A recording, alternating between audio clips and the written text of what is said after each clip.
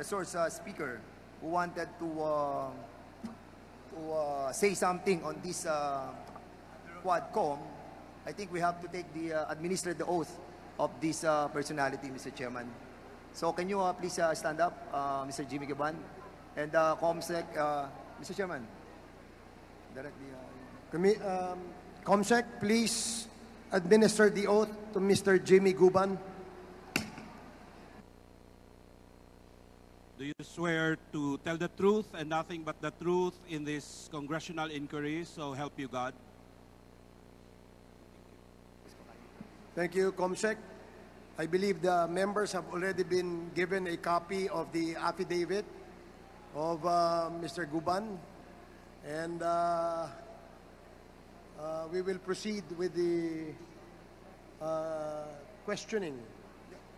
Mr. Chair, before we ask some questions, can we allow him to deliver his, and explain about the, I think the affidavit that I have right now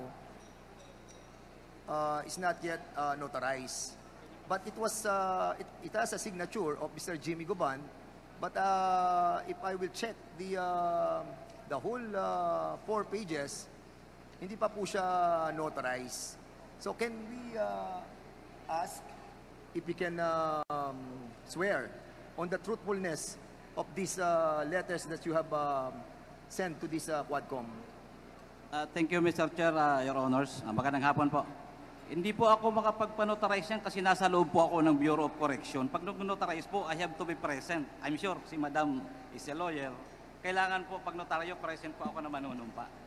Yes, tama, Mr. Congressman Fernandez.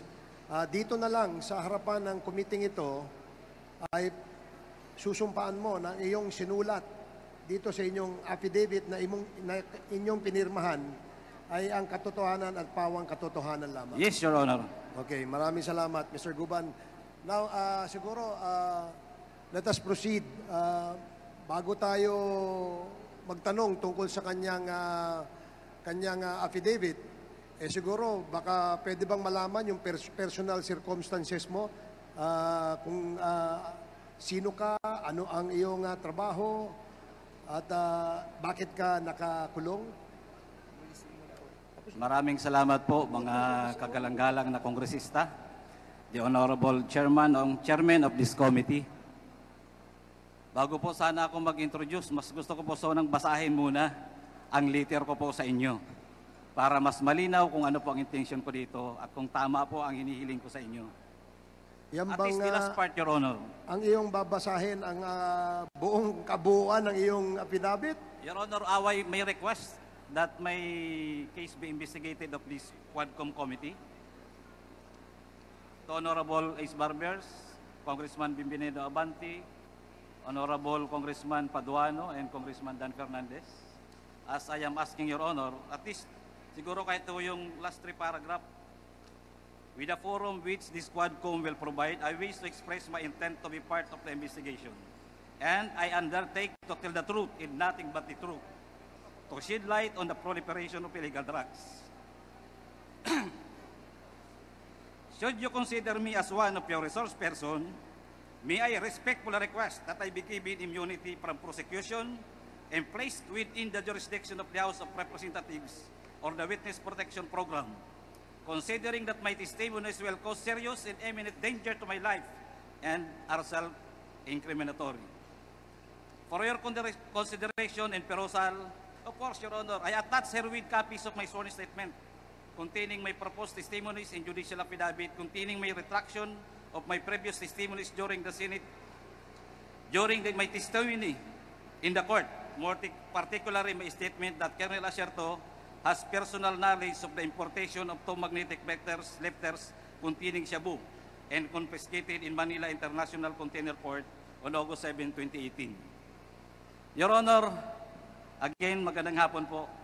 Sa hearing po namin sa Korte, RTC Branch 35 sa Manila, binago ko na po yung statement ko doon. Nang ngayon ko din po may lalabas kung bakit ko tinuro si Colonel Asierto para mag-disguise ako. Pero mas mabuti po na ikwento ko ng sunod-sunod para po malaman ng ating mga kalanggalang na kongresista at mga namumuno po sa bawat committee. Dahil ako po ay ngayon pong August 7 is my 6 years nung mahuli po yung magnetic lifter sa custom. September, I think, kung di po ako nagkakamali, was my 6 years when I was cited in contempt in the Senate. Kaya pag binilang ko po, halos 6 years na po akong pinahihirapan sa kulungan. Hindi ko po mailabas ng todo ang aking hinaing. Dahil sa Senado pa lang, pagkahuli namin ng magnetic lifter sa customs, pagdating ko sa Senado, tinutukan na ako ni Poncio Pilato. Yan po ang totoo.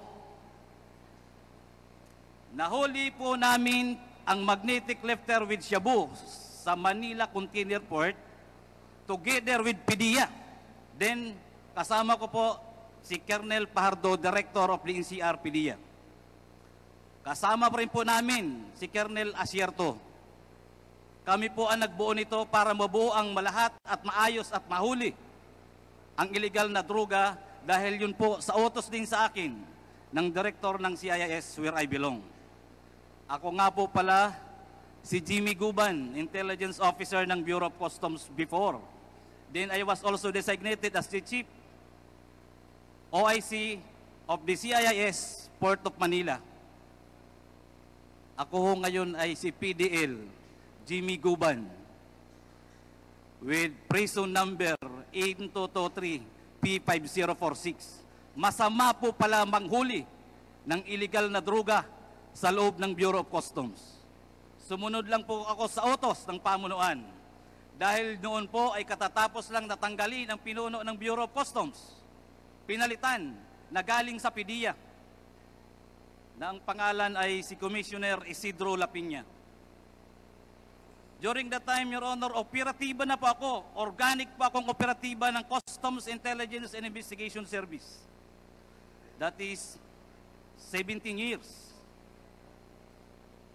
Marami pong inuutos sa akin, marami pong reports na nare-receive namin na still nando doon ang mga tao ng first family at pati sila ay nag-i-impluensya. During their first few months, Your Honor, malami na pong nawawalang containers. Sa Port of Manila, sa Taguluan, MICP, missing. Even in our intelligence report, we received already about 7 to 10 containers loaded with shabu. Isa ho itong magnetic lifter na isiswing nila na hinabol namin, inayos ko because I was din chief. May Act 6 na ho ako sa E2M. Nakuha po namin positibo, nag-joint press release ang BOC Commissioner at DG ng PDEA sa loob ng Bureau of Customs. It was a good accomplishment. Your Honors, pagdating ho sa Blue Ribbon Committee, nagbago. The night before the Senate Blue Ribbon Committee, may tumawag sa akin, hindi ko kilala, nag-ring ang cellphone. Another ring, may kasunod na text, nagpakilalang si Dis Mangawang. Dis Mangawang is our collector, deputy collector during that time sa Port of Manila. Nagpakilala siya kaya sinagot ko, pero hindi ho kami yan magkaibigan as an employee of the Bureau. Sinabi niya na tumatawag sa iyo si Paring Bini. Kausapin mo. Si Paring Bini. I am referring to Mr. Bini Antiporda. Kausapin mo kung ano pa magagawa sa kargamento. Sinagot ko kagad siya. Madam, sorry. Trabaho, huli na yan. Accomplishment yan. Your Honors, pagdating po sa Senado, sa Blue Ribbon Committee, nag-hearing, after the hearing, sinight kagad ako, I was cited in contempt. Dinala ho kagad ako doon sa kwarto. Gusto ko hong magpahinga. Tiningnan ko kung anong pwede kong magawa. Dahil mali pala ang magtrabaho ng tama. May sumunod po sa akin na kumatok. Sabi ko, siguro ko may tutulong sa akin. Nagpakilalang, taga Blue Ribbon to. Buksan mo pinto, babae. Sana po makuha natin ang CCTV. Nakita ko po, staff ng Blue Ribbon. May sumunod po sa kanyang pumasok, diretso sa kwarto ko. Tuloy-tuloy po akong dinuduro. Jimmy, pag binanggit mo ang pangalan na to, pag binanggit mo to, mamamatay ka. Lalo na kung makarating ka sa Pasay City Jail. Di tatagal ang buhay mo. The worst, Your Honor, sinabay niya pa pati anak ko. Alam namin kung nasaan yung anak mo. Sa Makati. Madali kidnapin yan. Your Honors, alam niyo po ba kung sino yung mga tao na ayaw niyang ipabanggit? Na halos doon pa lang gusto na ako sipain, bugbugin. Si Pulong, si Mans, si Michael Yang, at ang sabi niya pa, mga kaibigan niya ni Bini, Antiporda, magkakasama yan, hindi mo ba iisang pamilya yan? Palagi yan sa Malacanang. Official pa yan ng National Press Club. Si Michael Yang, doon ko lang din nga po nalaman. Your Honors, halos hindi ko humatansya na ang intelligence report namin ay doon palang validated na may mga trabaho si Michael Yang at ang kanyang kaibigan ng illegal na droga. Halos, sabi ko, Diyos ko, akala ko trabaho lang to. Your Honor, doon pa ako nag-isip. Nanalangin, at sinabi ko sa sarili ko, para safety ako. At alam kong kaibigan ko naman si Colonel Asierto, at malapit sa intelligence report namin, siya na lang ang dinisguise kong importer ng magnetic lefter loaded with shabu. Your Honor, before the time nung ma-apprehend namin yung container, may kasama akong si Hernan Abarrio. By the way, Your Honor, ang may-ari niya na Bicaba Trading, ang consignee na yan, ang may-ari ay tiga Calapan, Oriental, Mindoro. Meron akong kasama na tiga Oriental, Mindoro. Magkasabay, nalaman ko kaagad kung sino si Mr. Bicaba Trading, Bidasto Cabral Barakil. Dahil si Hernan Abarrio ay tiga roon, na-check niya kaagad kung sino si Bidasto Cabral Barakil. Ang pamilya ay nandun lang ang pamilya ni Hernan ay tiga roon sa Calapan City. Si Mr. Barakil ay nagtatrabaho lang bilang traffic enforcer sa Calapan City. Bago ko yan binigay sa PDEA. Inalam at kinausap ni Agent Hernan Abarrio. Umuwi, kinausap, tinawag. Pare, paki-confirm mo na lang kung meron parating or what. Alam nyo, yung tatlong tao, normal na normal.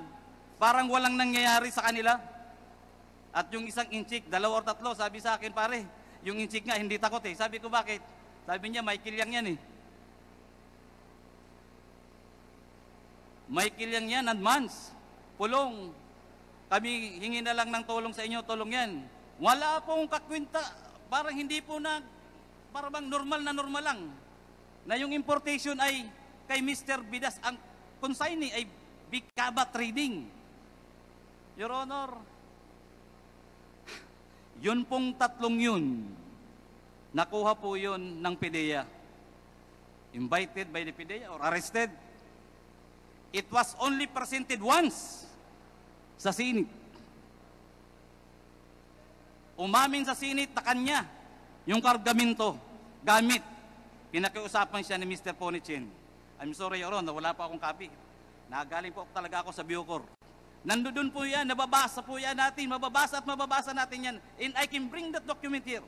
Napakalinaw ng tanong ng chairman ng Magic Blue Ribbon Committee, ng Senate Blue Ribbon Committee. Your Honor, inamin, may ebidensya, yung tatlo lang muna.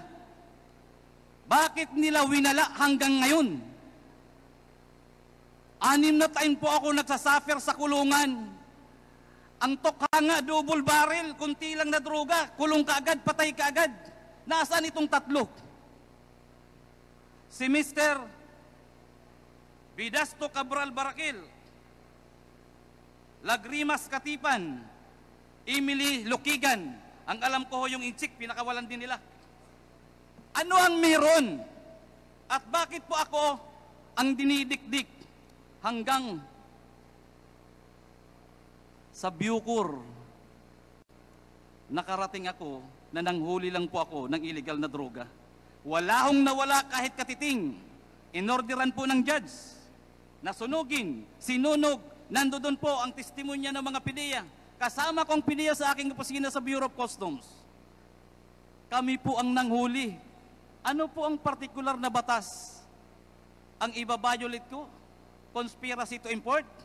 Or yun ang grand conspiracy na linisin ang pangalan ng First Family at si Michael Yang para pagsalitain pa ako at papirmahin na ang kasama doon sa importation na isang politiko na kalaban nila na hindi ako pumayag. Dahil sabi ko walang alam yan. Hanggang ngayon po, malinaw. Basahin ko man po ang testimonya ko hanggang ngayon. Magaling pa siguro po ang kunti kong memory card. Hindi ko po makakalimutan kung papaano ko sinakripisyohan yan. Ako ho, ikinulong. Buti na lang may Diyos. Pagdating po sa kulungan, may mga tumutulong sa akin. May mga lumalapit ho. Natestigo kung sino si Michael Yang, paano nasunog ang Bureau of Customs, paano pinatay ang empleyado ng mga taga-customs. Bakit ang daming releases during the time ng mga containers na nawawala hanggang ngayon hindi iniimbestigahan? Napakasakit po mga kalagalang-galang na kongresista at sa iba pong mga resource speaker dito. Andito po ako, I am seeking for truth in justice. Nothing less, nothing more. Thank you, Your Honor. Meron pa, pero mamaya naman, baka tumas ko. BP ko. Salamat, Mr. Guban. Uminom ka muna ng tubig at bago ka namin... Alam mo, Mr. Guban, ang iyong affidavit ay maaari naming tanungin. Nang sa ganon, kung ito talaga ay ikaw ang gumawa, at kung ito talaga ang katotohanan, lalabas naman po yan sa inyong mga sagot. Yes, Your Honor.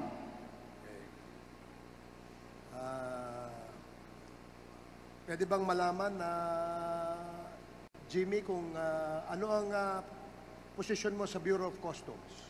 Ako po ay isang Intelligence Officer 1, as yun po yung item ko. But during the time, I was designated as the OIC Chief of the CIS, Customs Intelligence and Investigation Service, Port of Manila. Ilang taon kang operatiba sa intelligence sa Bureau of Customs? I was with the Bureau, Your Honor, for 17 years. Hindi po ako umaalis as intelligence operator, intelligence operative. Pwede bang masabi mo sa committee ito, ano ang rason bakit ka nakakulong? Your Honor, ang ganda ng intensyon ko po dahil sa utos galing sa taas ng bagong administrasyon ng Bureau of Customs, hinuli lang po namin ang magnetic lifter na may lamang shabu. At yun ngayon ang ikinaso sa akin, conspiracy to import ng illegal na droga. At ako po ay dinalhan or nagpresenta sila ng halos 40 o 43 witnesses, kaya 4 na taon po ang proseso namin sa korte. Then kasama po yung TSN, 4 na taon po akong nagsuffer ng kulong habang naghihiring sa Manila Regional Trial Court. Pwede bang malaman kung ikaw ang gumawa nitong affidavit na ito? At kung ito ba ay iyong pirma? Pwede bang pakiconfirm mo? Yes, Your Honor. With the assistance, meron ako. Yes, Your Honor. Basahin mo muna, Mr. Jimmy Guban. Let it be known that by the members of this committee that what you have right now is the actual statement. that you were mentioning a while ago. Baka tingnan mo mabuti. Thank you, Mr. Chair. Your Honor, nahalos nasabi ko na to, pero if necessary na babasahin ko po para po sa kaliwanagan. Siguro tatanungin ka namin doon sa mga sinulat mo para makita natin kung ikaw ba talaga ang gumawa at ikaw ay nagsasabi ng katotohanan. Yes, Your Honor. With the help of my lawyer, gawa po namin to. Kaya lang po, sabi ko nga, nagkikwento ako, nasa loob po ako ng National Bilibid Prison. Hindi po fresh ang mind ko, pero halos ito na rin po yun. If I may, Your Honor, if I may proceed to read. Sige, make it very short, Jimmy. Pwede mo ba? Number 3 na? Number 2. In the early part of 2017, during my meeting with a certain alias Henry, a Chinese national known importing of various goods in Bureau of Customs, he introduced to me Councilor Nelo Abellira, known as Small Boy. In the said meeting, Small told me that he is the business partner and trusted man of Michael Yang, Pulong Duterte, the son of then President Rodrigo Duterte, and Attorney Mans Carpio, the husband of then Davao City Mayor Sara Duterte. In that, as their business partner and trusted man, he was tasked to facilitate the release of shipment from the Bureau of Customs, which according to him were usually pants and clothes, agricultural products such as sugar, rice, and vegetables, among others. Councilor Small Abellira requested me not to be strict with their shipment after the meeting. Councilor Small always talked to me over the phone and sought my help in the release of their shipment, to which I acceded. In the meantime, our office received reports from our confidential informants, usually bodegueros and painantes of the shipment facilitated by Councilor Small Abellira, that illegal drugs were mixed up with said shipment. As an offshoot of said intelligence report, Director Adzar Albani of CIS Bureau of Customs issued to me a memorandum dated March 2018, re-importation of illegal drugs, monitoring, profiling, recording of imported goods. On account of our intelligence work, various shipments were alerted in various occasions. Small requested me, luwagan mo yung mga shipment na yan. Alam mo naman na kila Michael yan, Pulong at Mans. Said container shipment were reported missing while on hold and alert status in POM, MICP, yun po yung nabanggit ko kanina, pati po Taguluan, as well as other international ports in the country, prompting the House of Representatives to invite Customs Commissioner Lapina and to shed light thereon. Between the months of May and June 2018, Colonel Jojo Asierto shared to me an additional intelligence report about shipment of illegal drugs at the Bureau of Customs. In that, through profiling, backtracking, and tracing of documents, we were able to find out overstaying cargoes, one of which was the Bicaba trading shipment.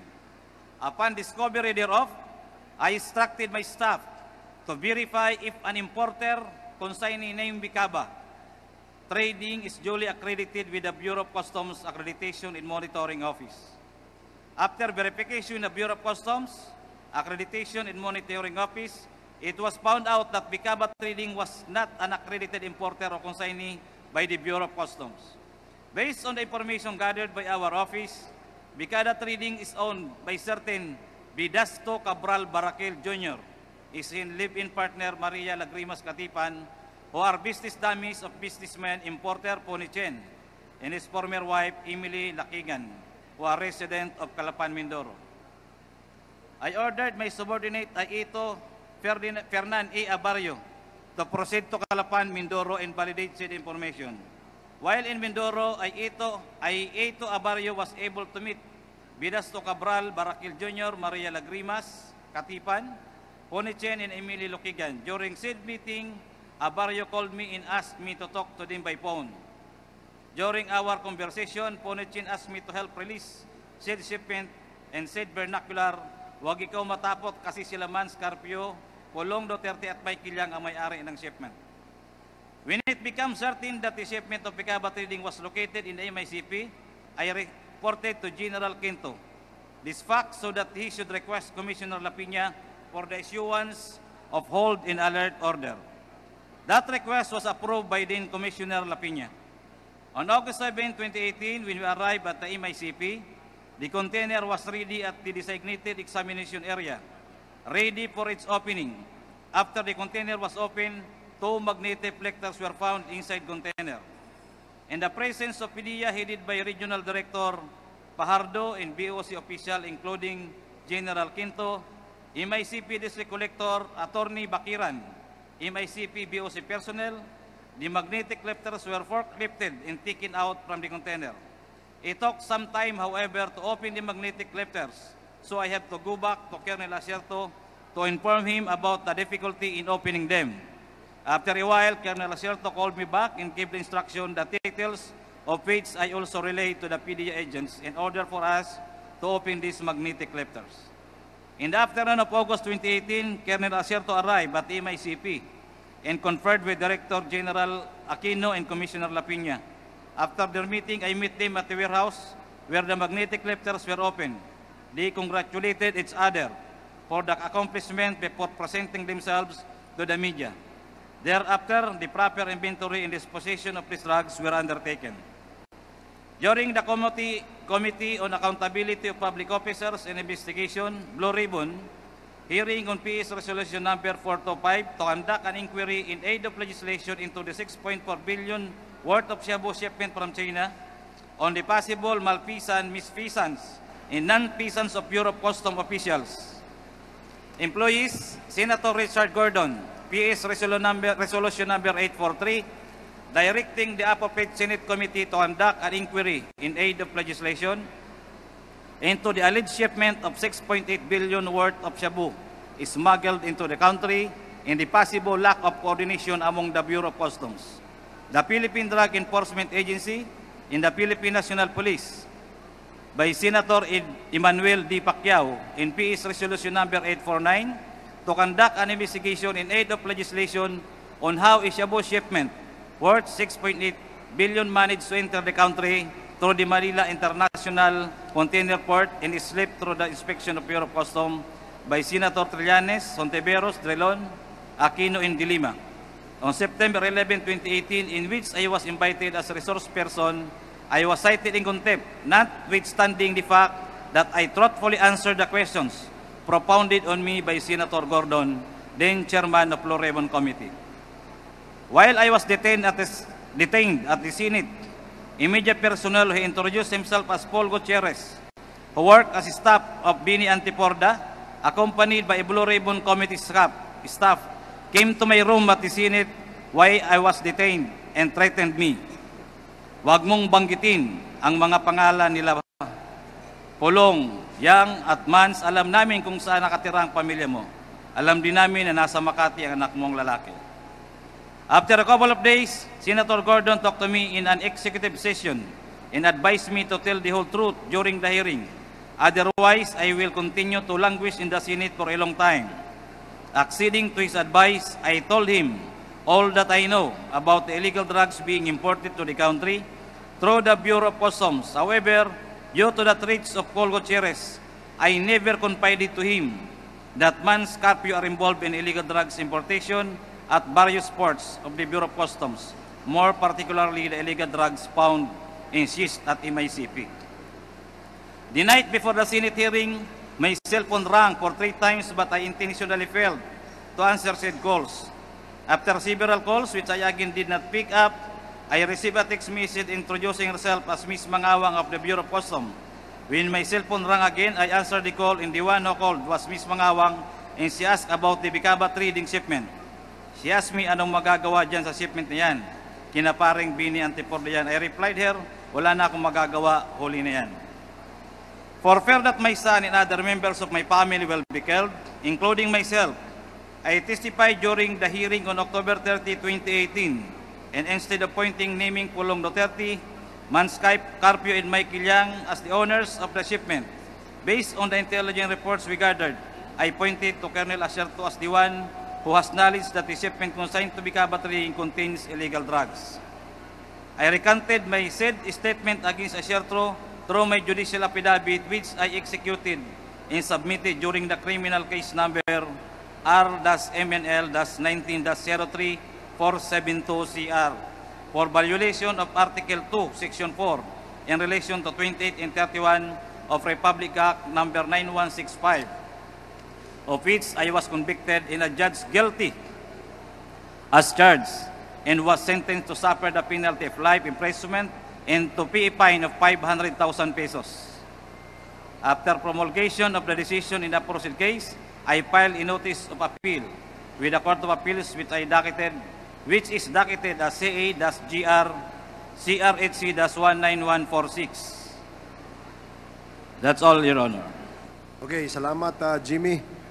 Congressman Fernandez. Yeah, Mr. Chairman, ano lang briefly, medyo mabigat yung mga tinuran mo, Jimmy Goban, no? I just wanted to make it clear, no? Meron lang akong liliwanagin, kapraso lang to. Kasi nabanggit mo yung nagkaroon ka ng recantation. Kumbaga, binawi mo yung mga sinabi mo na sa Senado couple of years ago that si Asierto ang nag-import ng mga shipment doon sa custom. Apo, yes, At yun ay binabawi mo. Ang tanong ko sa iyo, kailan mo siya binawi? During my testimony at the court, at the Regional Trial Court of Manila. When was this? Your Honor, I think that was only last year. I What think month? October. I was brought in Bureau of Correction by November. Okay. October, I think. October 2023. Before, Your Honor. Yung part na po yan, hindi ko pa po nababasa. Yun lang po yung months na yan, pababa. Kasi, Mr. Chairman, I want to make it clear that yung recantation niya nangyari noong 2023. And Yes, Your Honor. the reason why you recanted is why? Because I want to tell truth already, Your Honor, at the RTC, that Colonel Asierto is not really the importer of the Shabu. and not because that you have watched that we have created a Quadcom committee, that's the reason you recanted. No, Your Honor, I was in jail during that time. Kasi I don't want to make it seem that because of this Quad committee that we created, nagkaroon po siya ng recantation. And I don't want that to be perceived by the people and by us that you have manifested that statement that you have mentioned a while ago because you have recanted a year ago. Yes, di ko pa po alam yung committee, Your Honor. Talagang totoo lang yung sinabi ko doon sa korte. Kasi Hindi ko po alam Mr. itong Jimmy committee. Guban, syempre natatakot din ang members ng committee na to because you have recanted, no? Kumbaga, binago mo yung statement mo eh. And how can we be assured that you will not be changing your statement again? Di ba? Kaya, syempre, kanina medyo nagulantang ako dahil ang dami mo ring nabanggit ng mga pangalan. Nabanggit mo sila Peña, si Tess Mangawon, Benit Abtiporda, Paul Gutierrez, Konsehal Abelara, si Pulong, si Michael Yang, si Hans, si Mans. So I was trying to jot it down eh. Napuno na itong aking sinusulatan and I'm really confused, no? But of course, this is the statement that you have taken your oath. Yes, Your Honor. So, sino nagpakilala sa kay what's the name of the guy that Small boy, a certain Henry, also a businessman in the bureau. Then, kaibigan din. Can you kindly tell us, ano ba siya? Half Filipino, Chinese, or what?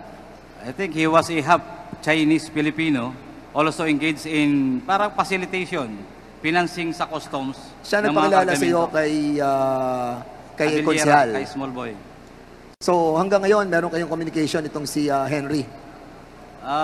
Your Honor, wala akong communication, nakakulong ako. And hopefully, nandito pa siya sa Pilipinas. Anong ipilido ng Henry? Your Honor, yun hang, ano ko yun, pag once ma-refresh ho ako, makukuha ko po yun. Kanina na sinasabi mo rin yung, narinig ko yung pangalan ni Paul Gutierrez. Yes, Your Honor. Nung binabanggit mo na pumasok siya doon sa custody center ng Senado. Apo. So, sino kasama niya doon? Yung babaeng empleyada ng Blue Ribbon Committee, nakita ko rin yung ID niya, Senate. Then nagpakilala siya as staff ng Blue Ribbon. Kaya nga binuksan ko yung pinto. Then pagpasok niya, pumasok din si Paul Gutierrez.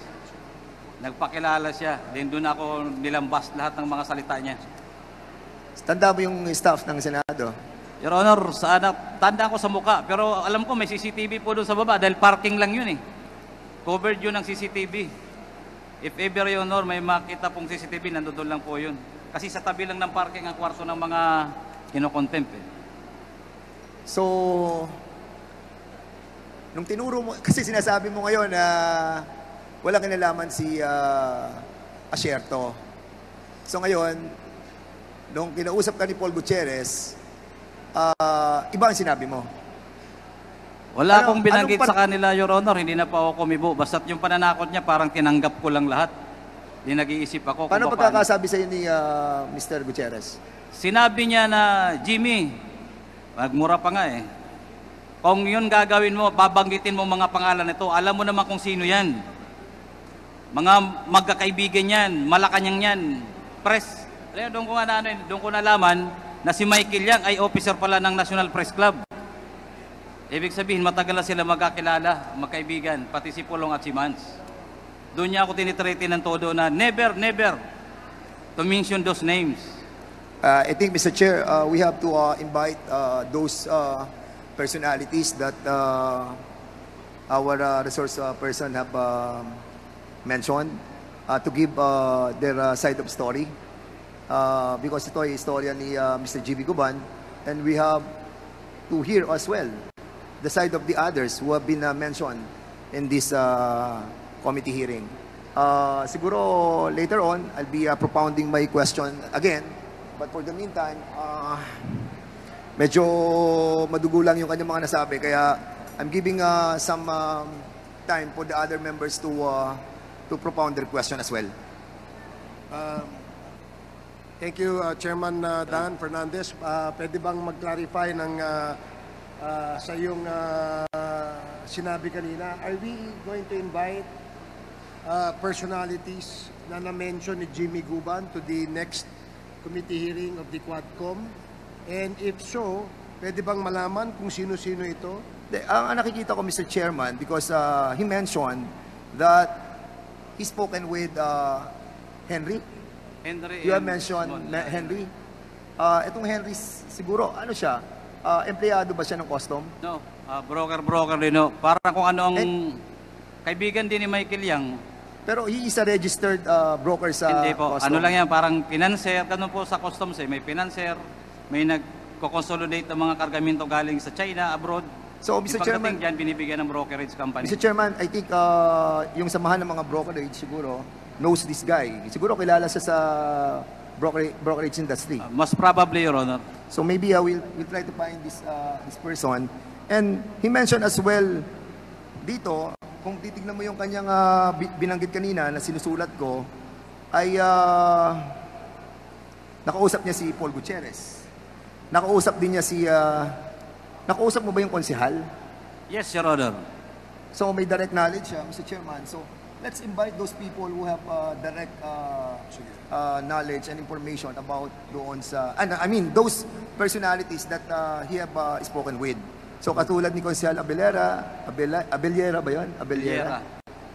And Paul Gutierrez. Yung test Mangawon? Mangawan? Have you talked to her? Di po kami nag-usap kahit po nang nag-hearing na Senado. Wala kamo kahit po sa lower house, di po kami nag-uusap. How about si La Peña? You mentioned La Peña. We never talk also except sa mga hearing. So, I think, Mr. Chairman, yun lang po yung nadinig ko doon sa mga binanggit niya. Hindi ko pa nababasa masyado yung kanyang sinumpaan. But, of course, siguro sa susunod, we can invite others as well. Your Honor, yung humawak po doon sa 3 tao na nawawala, yung PDEA, bakit nawala? Yung 3 tao na si Bakeran, si Katipan, yung consignee na nawawala until now. Hawak yun ng PDEA. Consignee ng Yung Bicaba Trading po, yung taga-Kalapan. So, the owners of Becaba Trading. Yes, Your Honor. Okay. Hawak ng PDEA. Okay, at the proper time, before the committee adjourns this committee hearing today, we will ask the chair of the public order to make a motion with respect to the resource persons that we wish to invite in the subsequent hearings of the Committee on Dangerous Drugs. I'm sorry, the Quadcom, rather. So, mamaya, as we go along dun sa affidavit ni Mr. Guban, I'm sure marami pong katanungan mula sa ating mga kasamahan dito to clarify yung mga sinabi mo rito, Jimmy, no? Pero bagong lahat na yan, Binanggit niya si Gerald Quinto. And you reported this to General Quinto. bago ang lahat na yan, gusto lamang natin linawin na ito pong kinasasangkutan ni Mr. Guban ay tungkol dun sa importation ng magnetic lifter noong, Yes, Your Honor. noong 2018. Yes, Your Honor. Today. At yung 2018 na yun, yan yung nagkaroon ng investigasyon ang parehas, ang House of Representatives at ang Senado. Tama ba? Yes, Your Honor. Okay, so para malinaw lamang po. So, the next member who wish to interpolate is Congressman Chairman Paduano. You're recognized. Thank you, Chairman. Just two quick questions lang po. Mr. Guban, during your opening statement, you mentioned about first family involved in importation of illegal drugs. Can you categorically state who is that, to be fair to everyone, who's that first family you're referring to? That is, Your Honor, yung anak, si Man saka si Pulong, through Michael Yang. Dahil si Michael Yang, madaldal yan.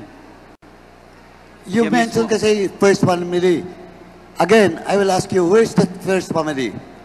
The Duterte family, Your Honor, Disan, Pulong, and Mans Carpio. Thank you, Mr. Chairman. Next, ito, second question ko lang. You mentioned about the politician that should be linked. You were asked to link that politician. Who is that politician? Your Honor, are you referring to the councilor, Abeliera, politician? No. You mentioned about a certain politician na pinilit kang i-link but you refused to link him or her. Yung mortal enemy ng Duterte, Sino po? ex-senator. Sino? Please, pakiano lang po. Si ex-senator Trillanes. Ex-Senator Trillanes. Yung Ed, yun lang yan. Pagkatapos doon, binaba kong telepono. Paki-eksakto lang po. Who called you? Ano? I'm the one calling, Your Honor. Pagkatawag ko sa NBI, sabi niya, Jim, tawagan mo, pakinggan mo yung sasabihin ko sa'yo. Nakakulong na po kasi ako eh. From NBI, nilipat ako sa Manila City Jail. So from Manila City Jail, nakakatawag naman doon. Tinawagan ko yung isang deputy director, who is all you familiar with me. Deputy Director for Investigation. Sinabihan niya ako, parang minustra niya pa nga eh. Jim, ganito eh. Pagdating ko doon sa opisina ng director, alam mo, nakataas yung paa. Inano yung papel mo kasi may sulat din ako kung paano po ako makatutulungan makalabas.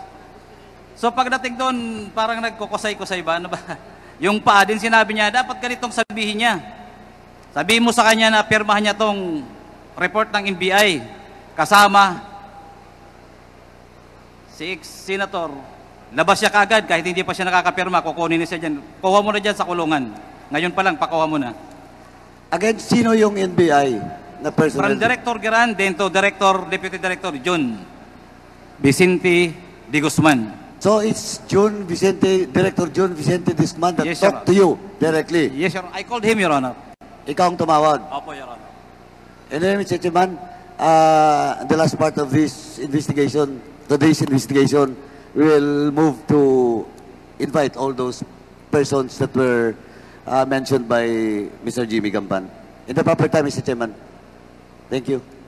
Thank you, Congressman Paduano. The next to interpolate, Chairman Abante. Magandang hapon po. Ako lamang nagtataka, no? Sabi nga sa amin dito, napakarami ng binanggit mo, nag-mention ka ng mga pangalan ng mga kilala. Ang tanong ko lang, ba't mo ginagawa ito? Under oath ka, no? Ba't mo ginagawa ito? Hindi ka pa kinakabahan sa buhay mo? Ba't mo ginagawa ito? Your Honor, thank you very much dahil may request po talaga ako ng security bago po ako nagsasalita dito dahil Ang kailangan ko po ay katotohanan. With the Almighty God, sabi ko, tulungan ako na makuha ko ang tunay na hustisya. Dahil wala sa hustisya ang binibigay nila sa akin. At hindi ko po yun makukuha kung hindi ko po isasawalat ang katotohanan. Dahil hindi po mangyayari ang tunay na hustisya sa isang katulad ko na mahirap lang, hindi maimpluwensya. Ang kalaban ko ay napakalaki. Katotohanan para sa iyong sarili o katotohanan para malaman ng taong bayan ang nangyayari sa ating lipunan? Katotohanan po para malaman ng taong bayan ang nangyayari sa ating lipunan. Lalong-lalo na po sa criminal justice system natin. So wala ka ng tiwala sa criminal justice system natin? That is correct, Your Honor. Dahil po dyan, nakulong ako na ang judiciary ay parang may nagdidiktang ibang tao galing sa labas. Okay. Ganito yan, no? Ikaw ay naging guest ng Blue Ribbon Committee, di ba? Nag-testify ka ron, di ba? Opo, Your Honor. Yung bang testimony mo sa Blue Ribbon Committee at yung testimony rito pareho? Hindi po, Your Honor. Bakit? Nandun po ako sa committee. Ibig sabihin, doon sa Blue Ribbon Committee, nagsinungaling ka, pero dito, totoo sinasabi mo. Ito po, Your Honor, yung totoo dahil hindi na po ako takot ngayon na lumaban. Wala na akong nakatarak sa dibdib ko. Sagutin mo ako, sa Blue Ribbon Committee, under oath ka, nagsinungaling ka. Yes, Your Honor. Inaamin mo ngayon yan. Yes, Your Honor. At under oath ka ngayon, nagsasabi ka ng totoo dito sa aming committee. Yes, Your Honor. Ito po yung totoo. Alam nyo kasi, pagka minsan nanonood ang taong bayan hindi ba? Opo. Napakahirap paniwalaan na magsasabi ka ng iba sa Senate Blue Ribbon Committee, ang sasabihin mo dito, iba rin ang sinabi mo, at dito, ang binabanggit mo, katotohanan. Paano kami maniniwala sa'yo? Your Honor, yung katotohanan po ngayon ay inilabas ko dahil tinatakot ako nila during that time. Marami pong nangyayari during that time. Marami pong namamatay. Ngayon po nakita ko po na maganda ang pagserbisyo para sa hustisya ng ating bayan.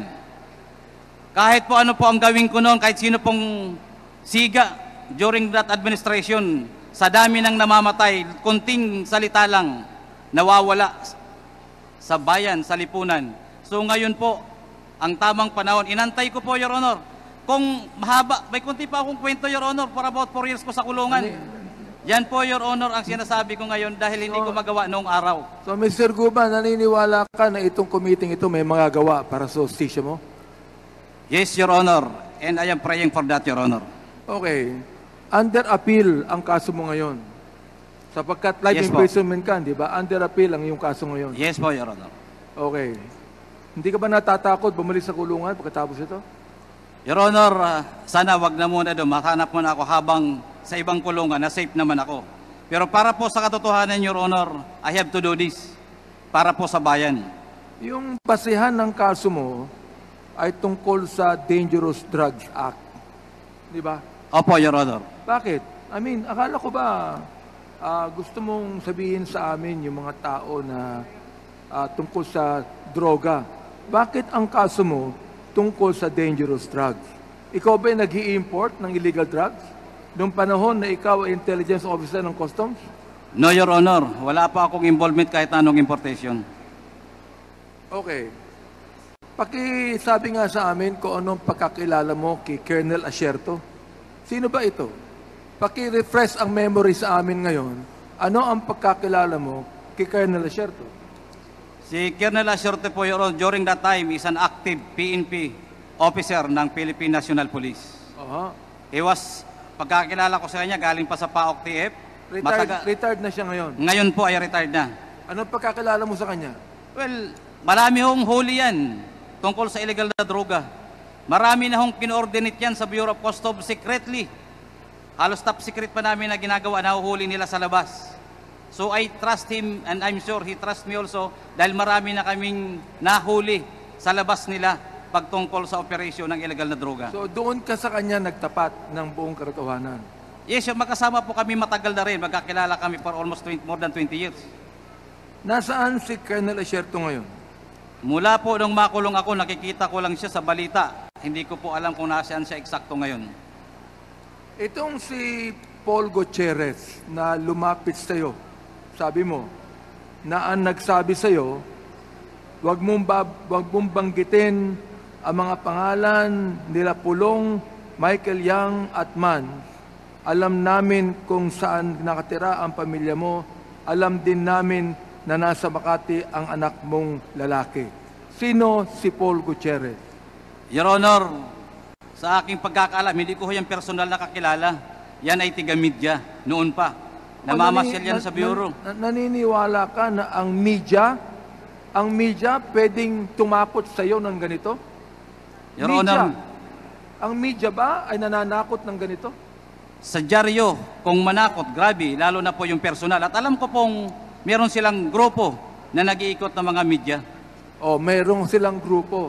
Yes, Your Honor. Mr. Chair, inaamin din po at nagte-testify si Mr. Guban na mayroon pong grupo ang media na katulad ni Paul Gutierrez. Ganun ba yun? Katulad po na nagsusulat sa dyaryo nila Paul Gutierrez sa tabloid. Okay. Ano ang pagkakilala mo kay Benny Antiporda? Bakit siya nadamay dito? Your Honor, hindi ko gaano kilala yan except his name. Benny Antiporda at saka naging National Press Club. Doon ko na lang siya nakilala kay Paul Gutierrez sa mga sinabi niya. Hindi familiar ho sa akin. Ang alam ko lang po sa Bureau of Customs, sa intelligence report namin, namamasyal. Pero ganun lang, wala po akong kilala na ano pa man sa Hindi mo kanya. siya kilala masyado. Hindi po. Hindi mo alam na siya ay media rin. Alam ko lang po, dahil nasa National Press Club, nababasa ko rin po yan minsan sa news, na he was, I think, became a president of the National Press Club. Ito pong Miss Mangawang na saan to involved? Ito Miss Mangawang. Siya ba ay kasama sa Becca ba, trading shipment? No, Your Honor, si Miss Mangawang ay empleyado po, Deputy Collector ng Bureau of Customs. Empleyado ng Bureau of Customs. Bureau of Customs. Opo. Ang nasabi niya sa'yo, tinanong ka niya, anong magagawa diyan sa shipment na yan, kinaparing Benny Antiporda yan, I replied to her, wala na akong magagawa, huli na yan. Bakit po nasabi yon? Opo, dahil talagang nandun na, apprehended na, properly reported na, at alam kong malapit ng buksan. Tapos ng buksan pala. Ayon sa'yo, pinakilala ka ni Henry, yung Henry. Sino yung Henry? Si Henry po isang negosyante, Filipino-Chinese businessman, na nagkukuha rin ng mga kliyente galing China, galing abroad. Ano nakukuha ng? Mga kliyente na nag-i-import, then binibigay niya sa broker niya para makalabas sa Bureau of Customs. So hindi siya broker ng Bureau of Customs? Hindi po siya licensed. Negosyante lang. Okay. Nagpa-facilitate ng transaction. Pinakilala ka ni Henry kay Nilo Abellera Jr. o mas kilala bilang Small, na ang sabi mo ay First District Councilor ng Davao. Tama ho ba yun? Opo, Your Honor. Hanggang ngayon ba ay siya ay konsehal? Your Honor, wala pa akong news. Sa loob po ako ng kulungan, hindi ko na po alam. Sorry po. Tungkol saan ang meeting mo noong 2018 kasama si Henry? In-introduce niya lang po. Sino-sino kayo? Sino-sino kayo ng meeting na Kaming yan? tatlo lang po. Kaming tatlo lang. Si Henry at saka si Small.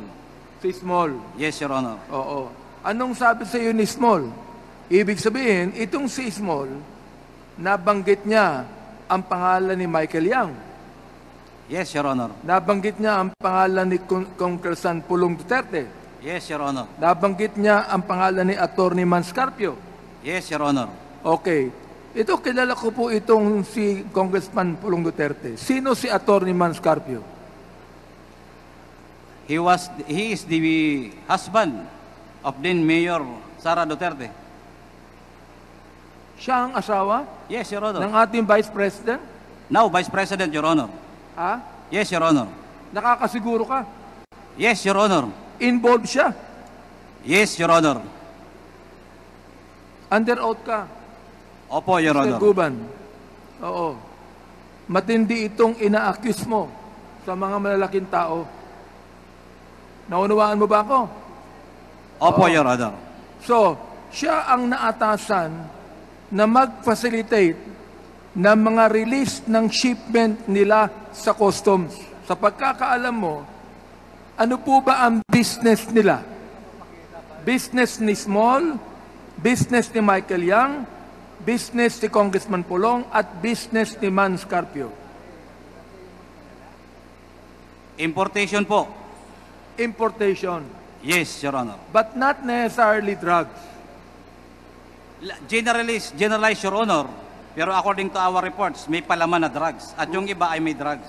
Uulitin ko, nabanggit mo dito na mayroong shipment sila Michael Yang, Pulong Duterte, at Atty. Man Scarpio, at trabaho ni Small ang mailabas ito mula sa customs. Kanino nakapangalan ang mga shipments na ito? Your Honor, marami pong consignees, yung mga missing containers. Maraming consignees. Yes, Your Honor, until now, I'm sure. Ibig nandun na po yun. sabihin, hindi nakapangalan dun sa tatlong yun. Your Honor, sila ang parang impluensya. Hindi naman sila naglalakad. Kung sila ang nag-impluensya, kung sino ang dapat kausapin, sila magsasabi. So, ibig sabihin, hindi ka nakakasiguro sa testimony ni Small na ang may-ari ng shipment ay yung tatlong nabagit mong pangalan. Sinasabi niya, Your Honor, na kanya yun dahil nagbibigay ng pera eh. Paano ka nakakasiguro na sinasabi niya totoo? Your Honor, nababanggit niya mismo na nagre-remit siya ng pera.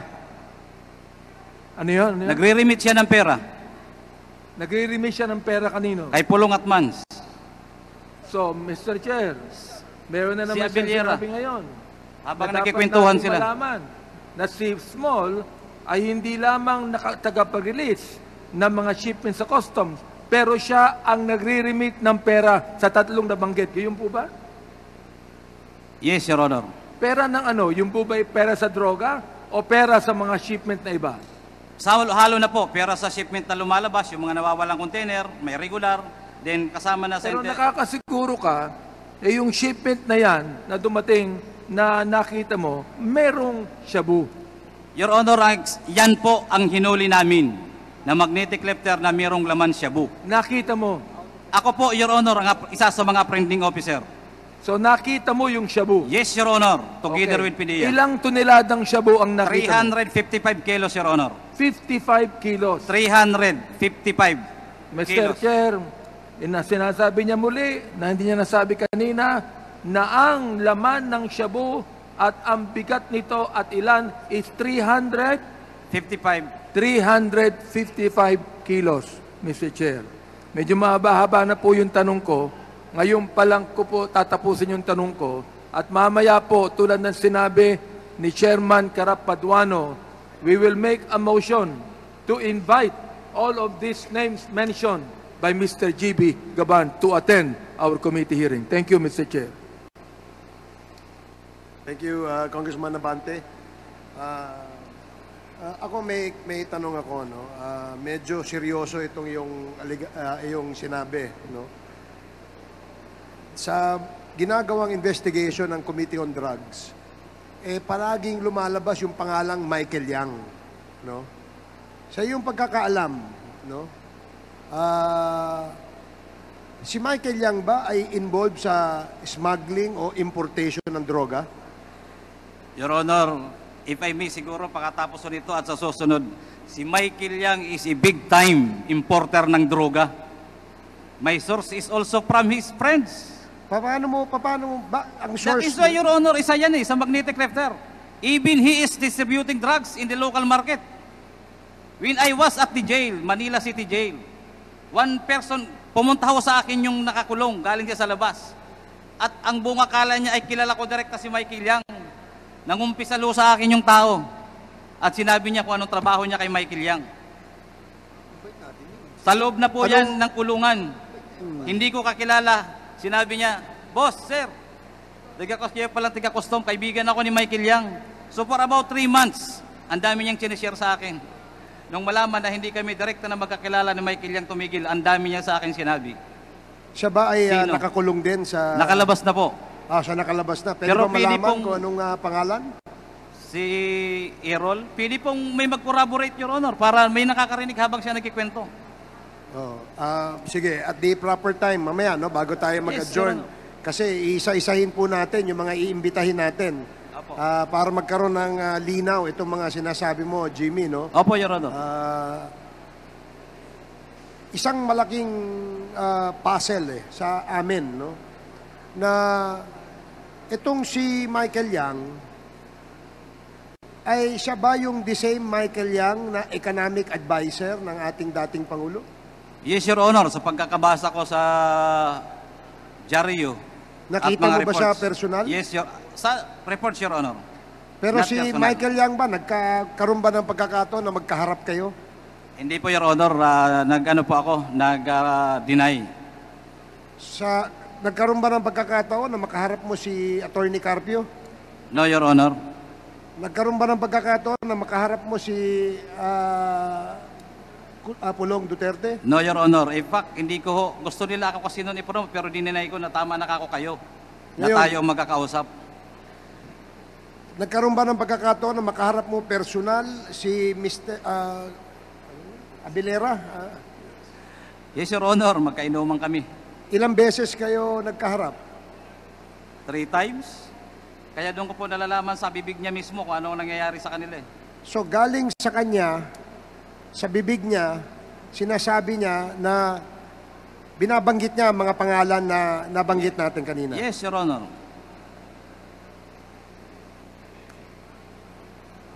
Bukod sa... Sino to si Councilor Abilera sa iyong pagkakaalam? Your Honor, isang konsyal sa Davao City na ever since Vice Mayor si Pulong Duterte ay katiwala na yan. So, ito bang sinasabi mong importation ng drugs, pwede bang sabihin mo sa committee ito, paano yung sistema, ano yung iskema, ano yung scheme, kung paano nila pinararating, para magkaroon lang ng linaw kung paano ito pinalulusot sa Bureau of Customs. At ito ba ay talagang dumadaan sa Bureau of Customs? Thank you, Your Honor. Dumadaan po yan. Yung iba ho, katulad po ng missing containers, I hope may records po kayo niyan eh. Naalala ko yan. Lumalabas ho yan, gate pass lang. Sino ang tumatawag sa dadaanan at saka sa head of office? So lumalabas yung gate pass lang, walang examination, walang bayad na duties in taxes, isa po yun. So ang ibig sabihin, yung mga container na yan, darating sa atin, lumulusot yan, palabas ng customs, gate pass lang ang ano. Gate pass lang po yung hawak. So hindi na kailangan, wala bang inspection yan? X-ray? Dapat to may inspection, may x-ray, pero lumalabas yan. Kaya nga marami. At kung hindi pa ako nagkakamali, video bumabalik sa memory card ko. Around 700. Ang Port of Manila pa lang. 700 ano? Containers, Your Honor, ang nawawala during May time, during our time. 700 containers ang nawawala. Sa Port of Manila pa lang. More or less, Your Honor, hindi ko inaano na eksakto. Meaning, pinapahanap yan ni Commissioner. Paki-clarify mo lang, Jimmy, no? Nawawala siya, dumadating siya rito, may record kayo sa customs, pero nakakalabas siya na hindi nyo alam. Yes, Your Honor. Barko, may shipping line, ibinaba ng barko, nandoon ang records. Kaya nalalaman namin eh. Malalaman mo na lang yan, hindi alam ng ibang opisyal, bukol sila, nakalabas na. Makikita mo yan ngayon sa computer, lalabas, bakit wala na to? So, missing na kagad yun. Ibig sabihin, mayroon no nag-facilitate na dire-diretso lang, gate pass lang ang dala. Okay. Ibig sabihin, all clear. Ngayon, mayroon naman pong swing na totally walang record. Your Honor, kung maalala niyo po, yung aming kargamento, yung magnetic lifter na hinuli, that is already more than 1 month sa Manila International Container Port. Ibig sabihin, overstaying cargo na yan. Napakalinaw po niyan sa batas na dapat ang district collector ay may responsibilidad na dyan na alamin. So yan po, pag hindi po yan nalaman, yan po ay tawag namin dyan ay swing. Malalaman mo yan totally walang gate pass. Ninakaw sa loob ng mga magnanakaw sa loob ng customs. Walang records po yun. Nalalabas. Sige. So ang ibig sabihin, yung swing na binabanggit mo, yan ang scheme kung paano pinalulusot o pinapalabas itong mga container na to. Yes, sir. Pero siyempre, meron niyang katumbas na bayad. Malaking halaga po yun. Pwede bang malaman kung alam mo kung ano yung sistema at Pag magkano halimbawa po binabayad? totally, i-clear yan lahat. Around Saan dadaan dapat yan? Sa gate. Yung dadaanan yan, siyempre meron dyan dapat may examiner, appraiser, may x-ray. So lahat po yan na i-clear na lang, usapan na lang. At nagbabayad. Nagbabayad 20 mil, 50 mil, bawat unit, then makakarelabas na yan. Pakiliwanag mo lang. Ano yung bawat unit? Bawat office na dapat dadaanan na makakakita. So yung mga opisinang dadaanan ng container para ito ay makalabas, may bayad po yan. Oh, may bayad na yun. Okay. Walang papel yun. Dari may lalabas mamaya. Container number lang. So mawawala na yung records, makaka-exit. Yun yung tinatawag na swing. Okay. So, siyempre, yung mga panahon na yon, dahil merong ganyang pangyayari, yung mga dinaanan, natatandaan mo ba kung sino yung mga hepe ng mga opisinang yon na dinadaanan itong mga container na to? Your Honor, nag-reshuffle na, di ko masyado matandaan. Unless makuha ko yung records. Mayroon naman po yan mga naka-assign. Yung dapat dadaanan ng magnetic lifter ay meron po yan kasi meron pong in charge, may mga hepe yan, may personnel naman bawat division. So during that month or year, meron yan order. Pwede po yan makita sa files. Sige, salamat Jimmy ha.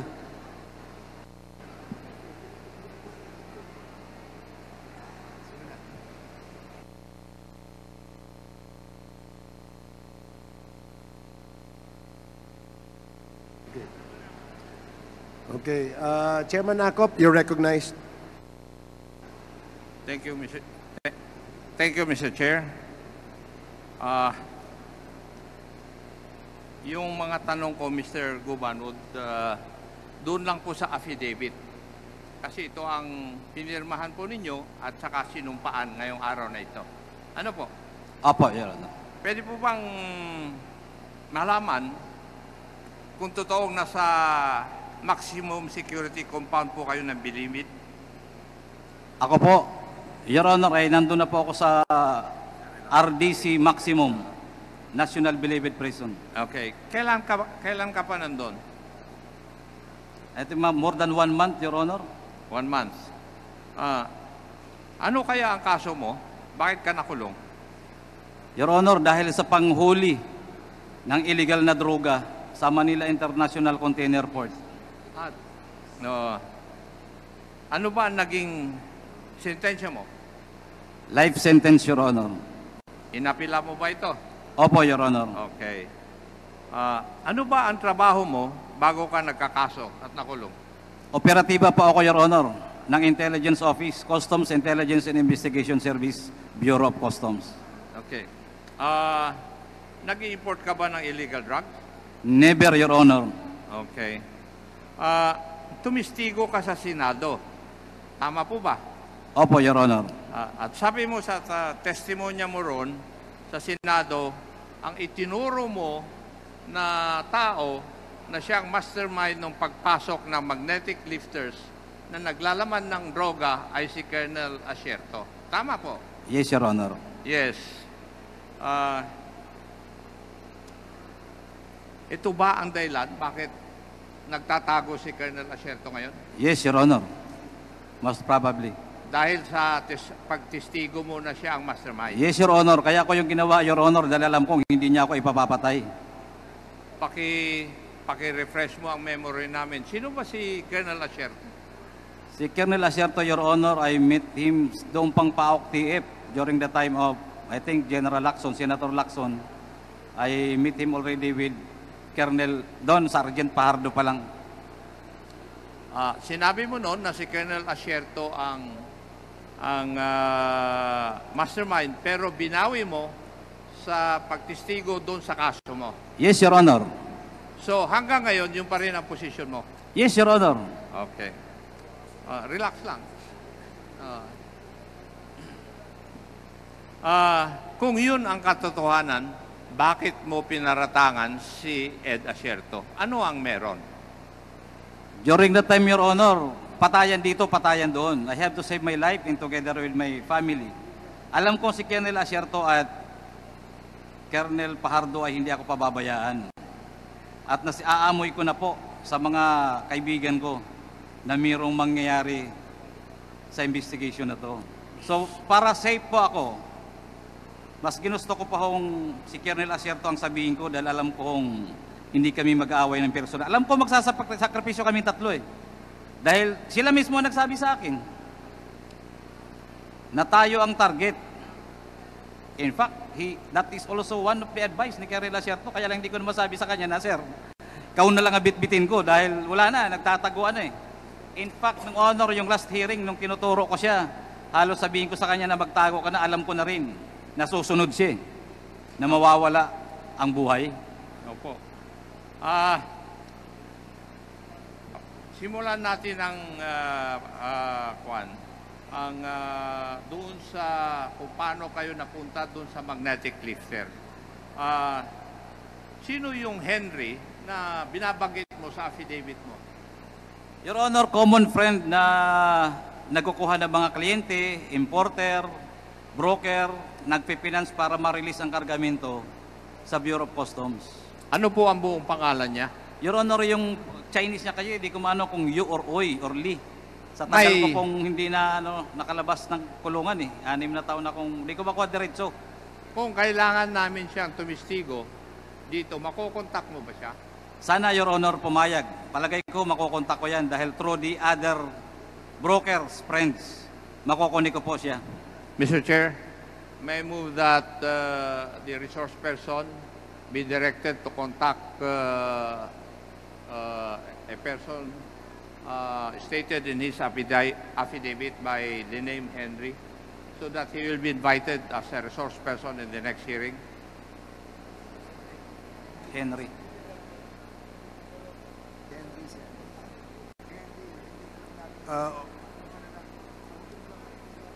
Chairman Akop, may I request that we all invite the list of resource persons we wish to invite in our next Quadcom hearing before we adjourn, and we will put that into motion. Thank you, Mr. Chair. I just wanted to invite that guy so that all these statements made by Mr. Jimmy Guban would be corroborated, if possible, in order for us to be able to build a case against these people. Thank you, Mr. Chair. Yes, thank you, Chairman Akop. Thank you. May I proceed, Mr. Chair? May I proceed? Thank you.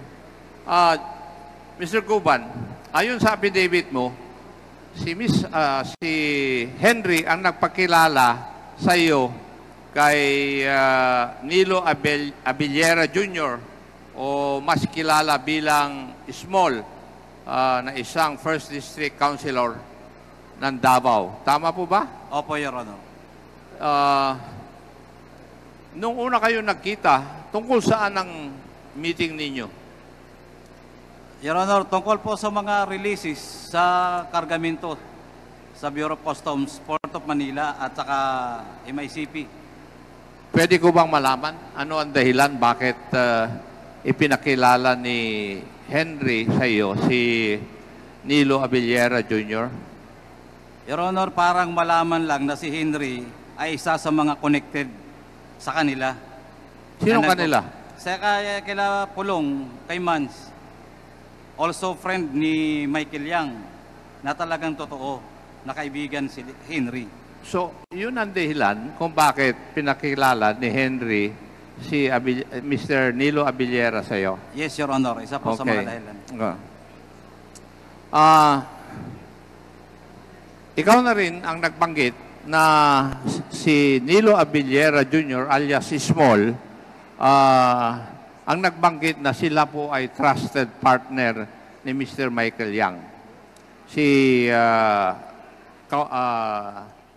Mr. Pulong Duterte at a certain attorney Mans Carpio. Opo, Your Honor. And sinabi rin po ba niya nung kayo nagkausap na siya ang facilitator ng mga release ng shipments nila sa customs? Sinabi niya rin po na luwagan na lang ipagkanilang kargamento. Ulitin ko, nabanggit mo dito na merong shipment sina Michael Yang, Pulong Duterte at Attorney Mans Carpio at trabaho ni Small o Mr. Nilo Abillera ang mag-facilitate nito. Sinisiguro ko lang yung kasagutan po Your ninyo. Honor, iba po yung facilitation. Siya lang ang nagsasabi, kasi ang nagpa-facilitate po ng documents yan, iba. Siya lang nagsasabi sa part namin sa CIIS na kaibigan ang mga yan. At trabaho ni Mr. Abillera sa pagkaalam mo ang maglabas ng mga shipments nila. Yes, Your Honor. Okay. Na medyo mabilis para mabilis makalabas. Pwede po bang malaman kung ilang beses ilang beses pinacilitate ni Mr. Abillera yung shipments nilang tatlo? Your Honor, isa po dun yung mga nawawalang container. Kaya hindi namin pinakialaman. Ano naman ang pakiusap sa iyo ni Mr. Abillera? Missing containers. Huwag nang pakialaman directly. Huwag nang pakialaman. So, ibig sabihin, sobrang luwag ang hinihiling sa iyo. Hindi po namin ibig sabihin kasi kami po ay nanguhuli or nag-alert So, sa labas. ang ibig sabihin nun, huwag mong hulihin. Yes, Your Honor. Okay. So, yung maluwag pala, sa affidavit mo, huwag hulihin. Opo. Maliwanag? Opo, Your Honor. Okay. Pwede bang malaman, kung maalaala mo pa, saan nanggagaling ang mga shipment nung tatlo? Ni na Michael Yang, Pulong Duterte, at Attorney Mans Carpio. Malimit po, Your Honor, China. Saan? China. Sa China. Kung tatanungin po natin ang customs, kung meron pa silang records ng mga ito, meron pa kayang records? Your Honor, kahit 6 na taon na po akong wala sa customs, tingin ko may file sila. Hindi po mawawala ang file ng customs. May records po yun. Siguro naman may mga logbook kayo doon sa customs. di Opo, ba? Your Honor, at saka computer. Lalabas po ba doon yung pangalan ni Mr. Nilo Abillera? No, Your Honor. Dahil records doon ay pangalan lang ng company. Pangalan lang Ng company, ng consignee ng kumpanya. or importer, Your Pero Honor. yung kumpanya, malalaman natin kung sino ang may-ari. Pwede po, Your Honor. Pwede. Dahil sa accreditation, kung bogus man yun, nag-file sila ng iba-ibang pangalan. Nabanggit mo rin sa iyong affidavit na palagi kayong nag-uusap sa cellphone o telepono ni Mr. Abillera. Ano po ba ang ibang napag-uusapan ninyo? Your Honor, diretso, sinasabi niya na yung ganito, okay na yan. Baka pwede naman pagbigyan mo na. Paano mo nalalaman na may kontrabando na laman yung mga shipments nung tatlong ito ni Michael Yang, Pulong Duterte at saka Mans Carpio? Your Honor, there are several containers na hinahanap during the time. Nasa Posto B, pero ang alam ko, Custom Police ang binigyan ng order. Kami alam ko rin yung kargamento. So sabi ko, sa intelligence alam namin yan, pero ayoko nang pakialaman kasi may tawag siya. Alam din ba itong impormasyon na ito ng ibang tauhan ng customs? Your Honor, ang alam ko po, may records yan, may order ang commissioner para hanapin ang mga yan na nawawala. Dahil hindi lang po yan tungkol sa droga, kundi pati po sa agricultural products. Yung mga nawawala. Doon din sa affidavit mo, para bang dahil sa report ng nagkakaroon ng importation of illegal drugs, binigyan ka ng memorandum? Opo, Your Honor. Ano laman ng memorandum na yun? To monitor the importation of illegal drugs as per order ng nakakataas, si Director Albani ay binigyan po ako ng order. Yung tungkol dun sa magnetic lifter, paano napasok si Colonel Asierto doon? Your Honor, before kami yan nakuha, kami ay nagmi-meeting ni Colonel Asierto at saka si Colonel Pajardo. Dahil nga sa akin ang order na i-monitor ang drug shipments. So bilang law enforcement din sila at kaibigan, sinabi ko baka mayroon naman silang maitutulong tungkol sa pag-monitor ng shipment ng illegal drugs. Binanggit mo yung pangalan ng Colonel Fajardo. Sino po ba siya? Si Colonel Pajardo, Your Honor, the late Colonel Pajardo, wala na ngayon. Dati po yan kasama din ni Colonel Asierto sa EDSOT, PAOK TF. Dati rin po siya ang director mismo during that time ng NCR PDEA. Nang alin? NCR PDEA. NCR PIDEA, PIDEA. opo. Okay.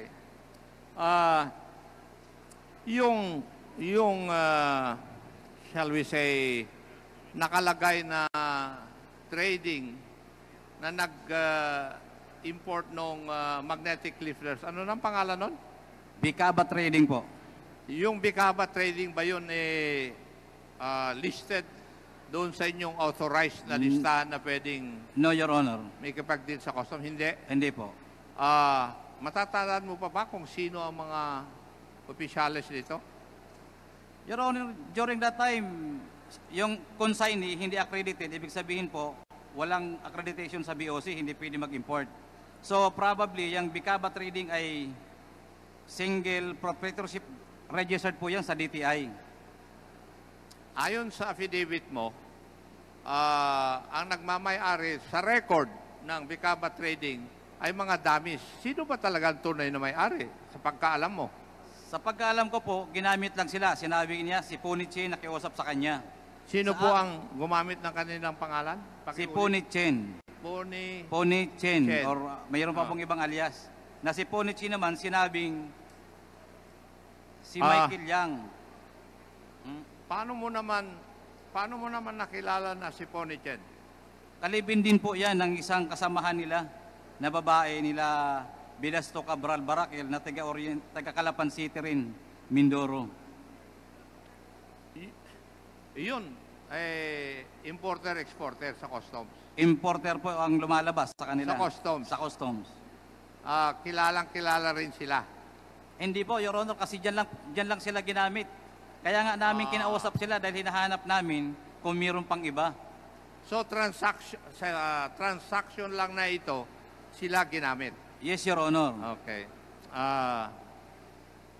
At ano naman ang sinabi sa iyo para luwagan mo sila? Nung mga si Mr. Abillera, si Mr. Ponichen. Dahil yan po ay kanila naman, aayusin nila. So, ibig sabihin, wag mo nang hulihin, bayaan mo na lang. Dahil yan ay kila Mans Pulong at Michael Yang. So, ibig sabihin, ginagamit nila yung pangalan ng tatlo. Opo, Your Honor. Si Michael Yang, si Pulong, at saka si Attorney Mans Carpio. Yes, Your Honor. Okay. Ang susunod kong kwan is yung parte ng affidavit mo na nung ikaw ay na-contempt, nakulong ka, di ba? Opo, Your Honor. At sinabi kanina sa pagtatanong, binisita ka ni certain Mr. Paul Gutierrez. Yes, Your Honor. Tama. Bakit ka binisita ni Mr. Paul Gutierrez? Para takutin at sabihin na wag sa banggitin yung mga pangalan na yun. Noong panahon na yon, sino si Paul Gutierrez?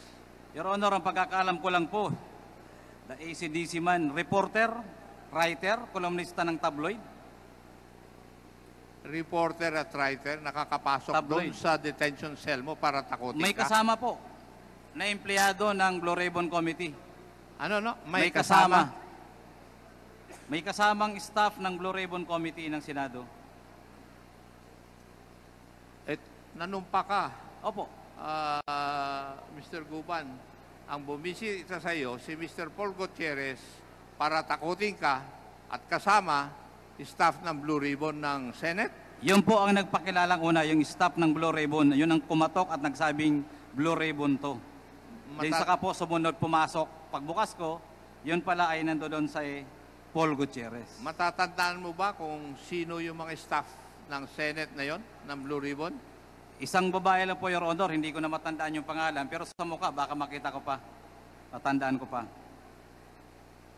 Yung bang pinagkulungan sa iyo, may CCTV? Your Honor, sa baba, kayo nga po, sabi ko baka pwede ma-request. Yung parking ng Senado, alam ko may CCTV.